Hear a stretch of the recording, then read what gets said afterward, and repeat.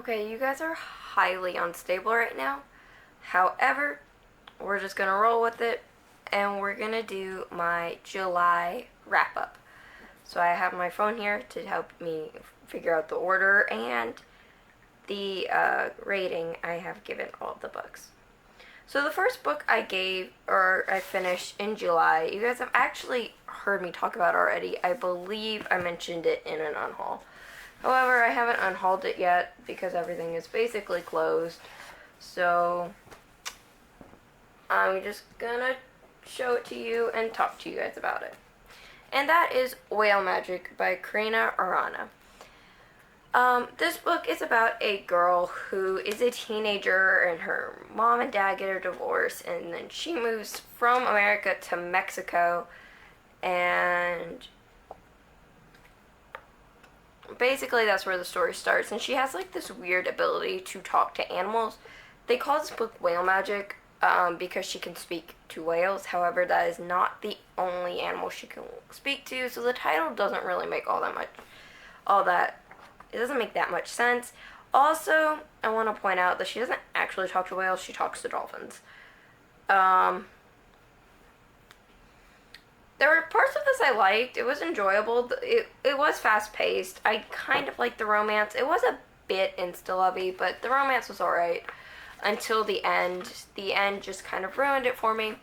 I overall did give this book 3 stars, I believe. Let me find my phone. It got buried in the books. Midnight, go away. You're gonna knock that off. Go away. Go.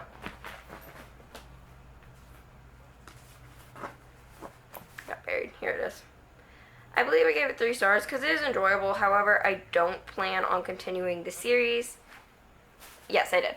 So I don't plan on continuing the series, and I'm never gonna reread this. Some of the messages it tried to send is sent too strongly, and I didn't enjoy it. So that's the first book I finished in July. The second book I finished in July is a book that I had on my July TBR from Phase 10 Chooses My July TBR. And it is Song for a Whale by Lynn Kelly. I read this book on Kindle, so if I can, I'll put like the picture of the book up here or up there, just somewhere. I gave this book 5 stars. Now, the funny thing about this book is I read it for fantasy on my Kindle. However, it ended up not being fantasy. So I don't know why I thought it was fantasy, just something about how it was, how the synopsis was and how the cover looked. It was not actually a fantasy, so that's my bad. I decided to count it anyway because I did in fact read that book. So this book is about a deaf girl who finds out about this whale who sings at a higher frequency than the other whales, and so none of the other whales can understand him, and he ends up being very lonely.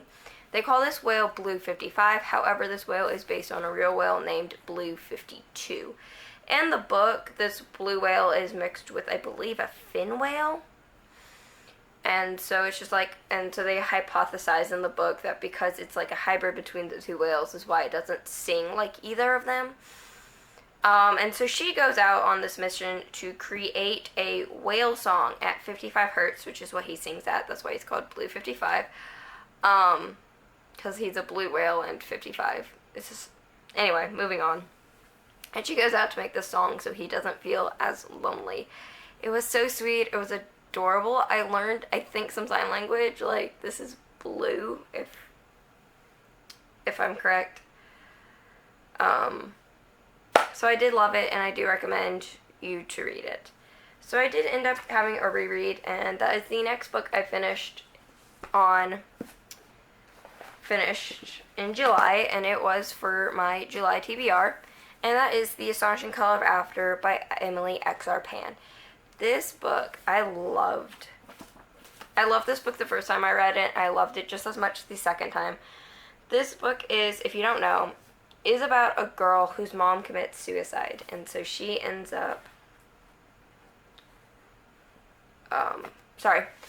So her mom commits suicide, and she's kind of sad about it. So her and her best friend have this way of, like, I guess communicating their feelings, where they say, what color are you? And then based on what color you say, like shows how you feel.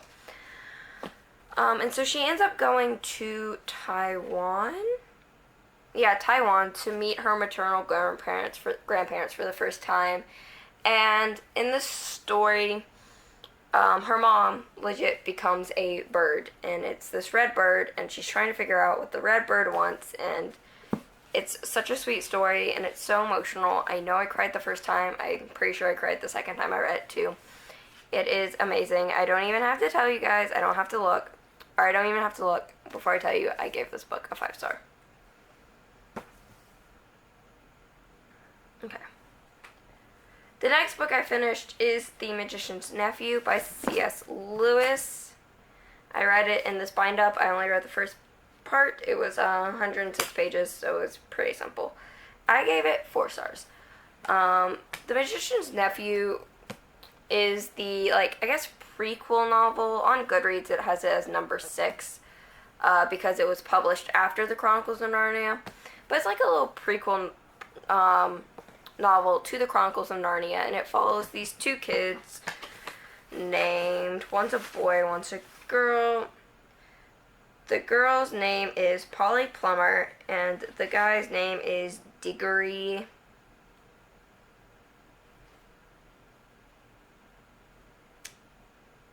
I don't think he actually gives the name for his last name. So it follows Paula and Diggory, and they end up getting, sentenced. There's this guy in here, he's like a magician, and he ends up doing this experiment, and they end up going into this other world, and this other world has, these little ponds you can jump in that take you to other worlds, and I believe it gives the origin story of Narnia. Well, I know it gives the origin story of Narnia, but I think it also gives you the origin story of the witch from the first book. And so I gave it 4 stars. I enjoyed it, but I think I like the other stories, or the actual Chronicles of Narnia, better. So the next book I read, I checked out from my library through Libby, and it is Star-Crossed by Barbara D. This follows these kids. They're in elementary school, I think. And they're setting up, or they're doing a performance of Romeo and Juliet in their class. And what are their names? One of the little girls' name is Maddie. She's the main character, and she ends up getting a crush on the girl who plays Juliet, named Gemma. I love the story. It was so cute. I gave it 5 stars. That's basically the plot of the story. Is they have this play, and she's dealing with crushes and all that. The next book I read physically, but I've managed to lose my copy of it somewhere, but it's All the Bright Places by Jennifer Nevin, and it follows these 2 characters who, in a way, have both contemplated suicide, one being Theodore Finch, and he's kind of when you think of someone who's going to commit suicide, he's kind of the stereotypical person. He's kind of weird, a little out there. Once you get to know him, you really like him, and he's really cool, but if you don't, he's weird, and he's bullied, and so he's that person. And then there's Violet Markey, who is the most popular. Her life seems perfect, except a tragedy happened in her past, which I think everyone knows about, but people think that, she got over it and she hasn't. And they end up meeting, and they kind of start a friendship, and it's really cute. And yes, I gave this book 4 stars. It just didn't quite reach the 5-star for me, but it is definitely better than the other book I read that involves suicide. That one is called Suicide Note. I didn't really like that one. Well, I gave it 3 stars, but... Alright, so the next book I completed in July is Steelheart. It is the first book in the Reckoner's trilogy. It's by Brandon Sanderson. It follows these characters where there are these people called epics, and basically they're what we would consider superheroes, except once you end up getting these powers, it corrupts you, and so they all just become villains. And one of these epics named Steelheart, everyone thought was a villain or a hero, but he ends up being a villain, but he's kinda sorta better than the others, because he controls the city, and it has plumbing and electricity, and you know, you might die, but at least you have electricity and jobs. And then there's other character named David. He's our point of view character, and he wants to kill Steelheart because Steelheart killed his dad. And okay, I'm trying to think of well, he wants because he killed his dad, and Steelheart kind of wants him dead and believes he's dead because he saw Steelheart bleed, which is the first time this ever happened. So David joins the Reckoners to help assassinate Steelheart, and yeah, that's the basic plot of that. I gave it 4 stars. I enjoyed it. I typically really, really love Brandon Sanderson's writing. This one there was just something a little bit off about this one that I didn't connect to it as well. The next book I finished is Vision of the Future by Timothy Zahn. It is a Star Wars book, and I loved it. Well, I didn't love it. I gave it 3 stars. This one, it's a little hard to explain what happened in it because it is the second book in a like little mini duology within. I think it's a duology. Might be more than a duology, but oh no, it's a duology. Never mind. It says it in the Hand of Thrawn duology. But basically, it follows Luke and Mara on this planet. It follows Leia trying to do something else, and it follows Han trying to stop the enemies of the Republic from doing something. Basically, all I can tell you without spoiling the first one, it just wasn't, like, it was good, it just didn't keep me very interested. Alright, the next book I finished is The Well of Ascension by Brandon Sanderson. This one, let's just go ahead and say, I gave it 5 stars. Not surprised. I'm not sure if y'all will be surprised because everyone seems to love it. This one follows the aftermath of the first book. It's like the direct sequel. I can't really explain what happens in this one without spoiling the first one, but it does follow Vin and Elend and the Kelsier's crew on this sequel to the adventure. There's a lot of politics involved. There's some war involved as well. It's pretty interesting. I recommend the series. The next book I finished is The Triumph of the Dwarves by Marcus Heights. I gave this book 5 stars, which is really good. I loved this book. It's the unexpected conclusion to the series. So the 4th book, The Fate of the Dwarves, was supposed to be the end of it, but we do have this one instead. This follows all of them, really, all of the surviving characters. I can't really tell you what happens. There's also this little girl who's found who can speak the dark, like the tongue of like all the evil creatures, and so everyone thinks the dwarves are kind of like suspicious of her, but everyone else seems to love her, and there's some plot around that. There's a plot involving elves and secret Alfar, and there's a plot about no, that's basically all the plots. So I really love this one. I gave it 5 stars. I gave the first one 5 stars as well, but the middle 3 books I all gave 4 stars, so this was a very great conclusion to the story. The next book I read is I Am C-3PO by Anthony Daniels. Okay, so just a little side note. I did complete my entire July TBR from Phase 10 Chooses My TBR. However, I did switch out one of the books. One of the books I was supposed to read was the All the Light We Cannot See by Anthony Doerr. So I decided to annotate that book because I wasn't sure if I would like it, so I just kind of wanted to see. So I decided to annotate it.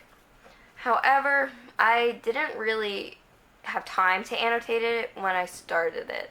And so I kind of put myself in a bind because, I started annotating it, so I couldn't not annotate it.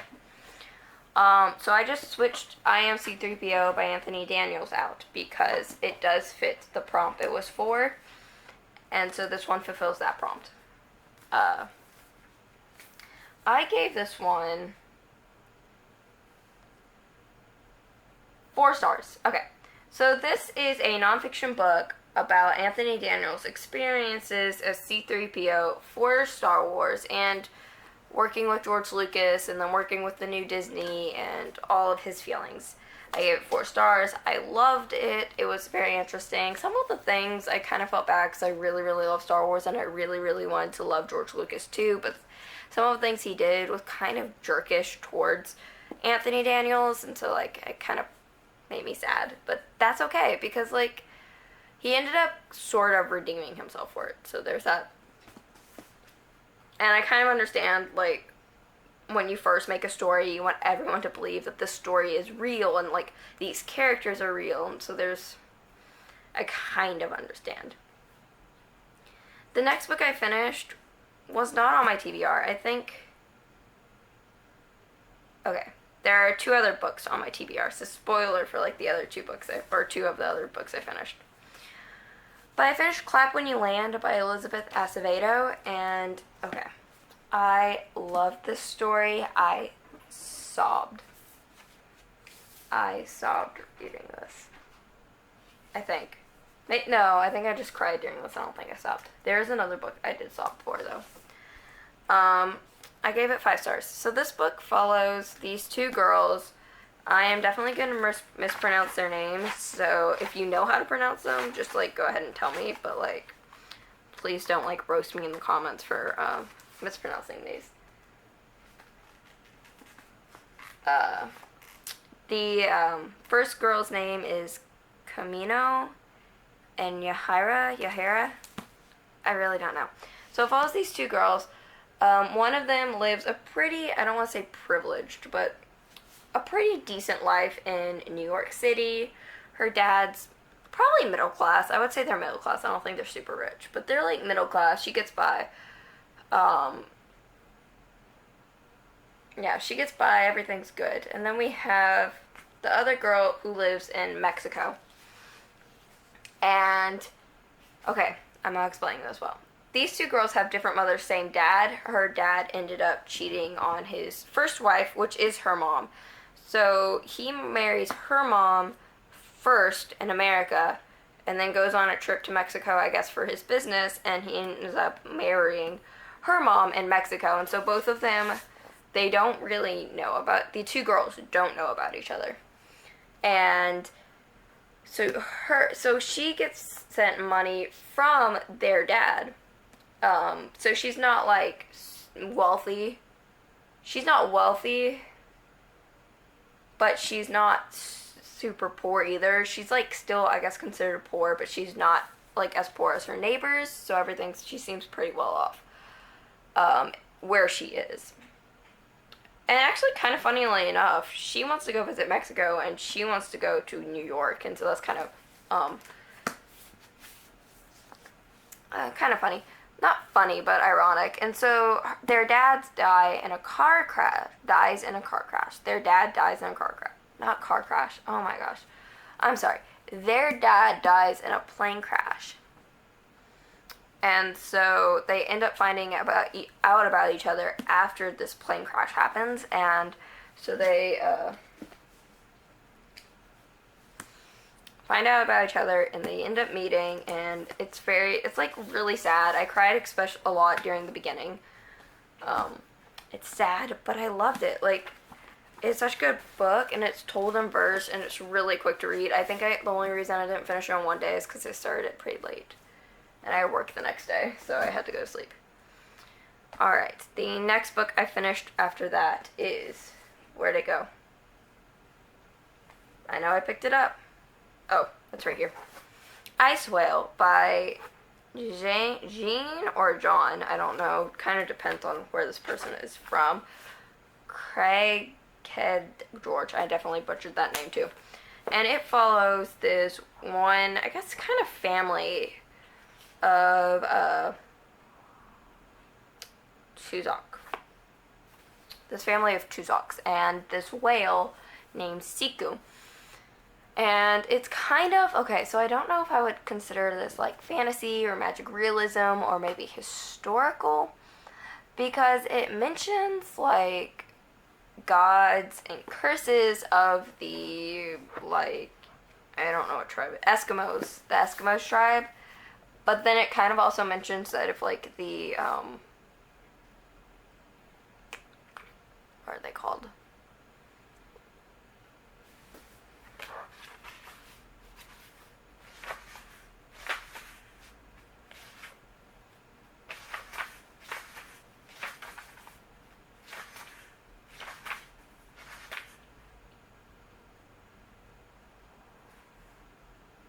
The shaman. There we go. If the shamans can get drunk, then maybe like there is no curse. So maybe I don't know. I guess it's more historical than fantasy. But what does Goodreads say it is?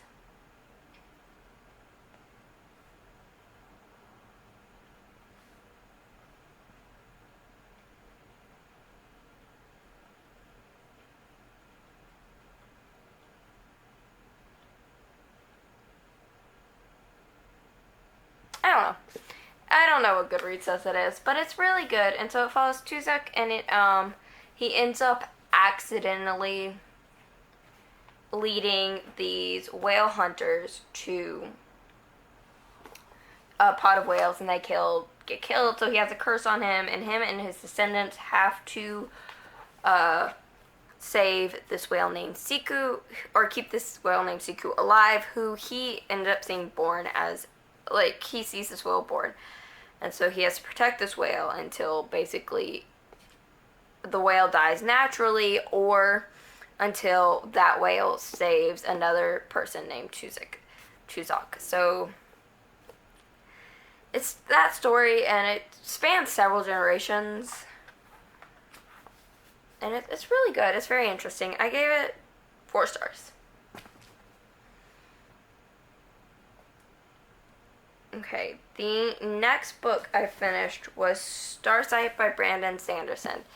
This book I ended up giving 4 stars. It's the direct sequel to Starsight. Okay, so I can tell you some of the reasons why this one in particular didn't get 5 stars. Because besides this one and the first book in the Reckoners trilogy, I gave all of them 5 stars. And so the reason I gave this one 4 stars is because some of the mentality she had, or Spencer had in the beginning of the first book, she kind of continues to have. And it's a little annoying that she has this mentality, because I thought she kind of moved past it by the end of the first book. And so that kind of got a little annoying. There is like a lot of, I don't want to say politics, but this book isn't necessarily as action-packed as the first one, and so some of that I got lost and kind of not really bored, but not as invested in. So this one is still really, really good, and I can't wait to read the third book. So some people hate this because they say, or not hate it, but don't like it as much, because they say it is a filler book and that like nothing really important happens here. I think some really important stuff do happen here. Whether it like is a filler book, kind of like, okay, so like my idea of like a filler book is like the Half-Blood Prince, because like nothing really happens until the end of it.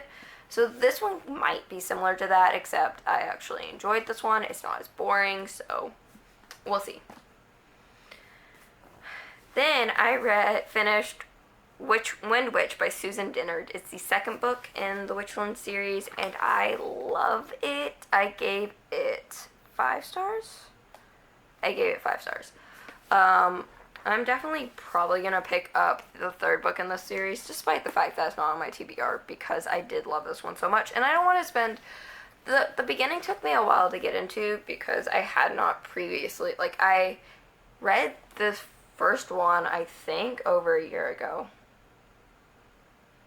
I think I read the first one over a year ago, and I have not... Like, I do not remember what happened in this series, or in the first book, so...